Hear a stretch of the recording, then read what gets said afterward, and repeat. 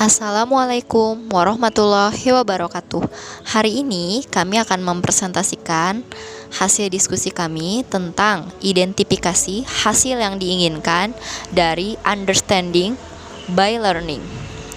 Dari kelompok 1 yang beranggotakan Agustina Nurul Sapitri, As-Safinatun Nasiah, Mira Septiana Effendi, Nurlaili Rahmahandayani, Rahma Humaira, Rahmatul Khadijah, dan Siti Mahriani.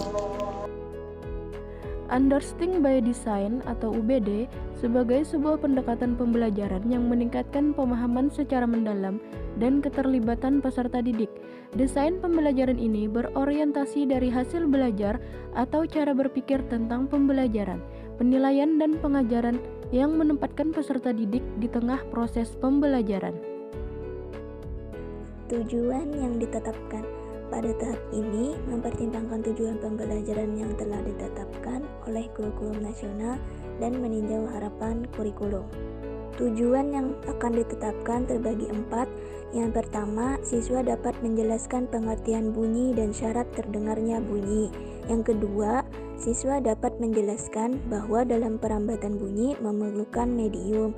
Yang ketiga, siswa dapat membedakan infrasonik, audionik, dan ultrasonik. Yang keempat, siswa dapat menjelaskan faktor-faktor yang mempengaruhi frekuensi bunyi pada dawai atau senar.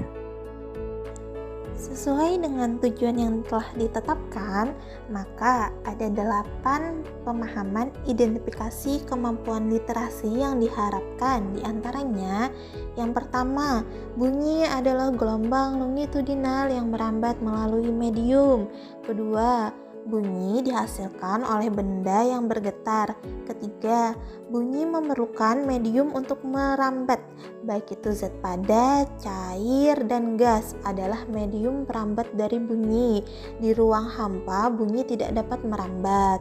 Yang keempat, bunyi memerlukan waktu untuk merambat dalam jarak tertentu. Semakin jauh jarak pendengar dari sumber bunyi, maka semakin lama waktu yang ditempuh bunyi untuk merambat dan sebaliknya.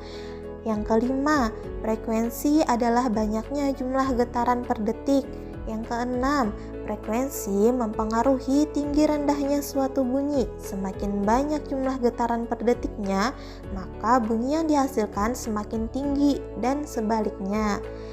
Yang ketujuh, amplitudo adalah simpangan terjauh pada getaran atau gelombang.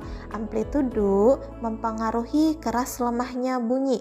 Apabila amplitudonya besar, maka bunyi yang dihasilkan keras dan sebaliknya. Yang kedelapan, setiap makhluk hidup memiliki daerah frekuensi bunyi yang didengar dan berbeda-beda. Dari pembahasan di atas, terdapat 2 pertanyaan penting. Yang pertama, dari mana timbulnya bunyi pada gitar? Dan yang kedua, bagaimana alat musik seperti gitar dapat menghasilkan nada rendah dan nada tinggi? Dari contoh di atas, maka peserta didik akan tahu 1. Cepat rambat bunyi dalam media itu berbeda-beda. Yang kedua, semakin banyak getaran yang dihasilkan per detiknya, maka nada yang dihasilkan tinggi. Dan sebaliknya, semakin sedikit getaran yang dihasilkan per detiknya, maka nada yang akan dihasilkan semakin rendah. Yang ketiga, terdapat 3 daerah frekuensi bunyi. Yang pertama, infrasonik kurang dari 20 Hz, audiosonik 20-2000 Hz, ultrasonik lebih dari 20.000 Hz.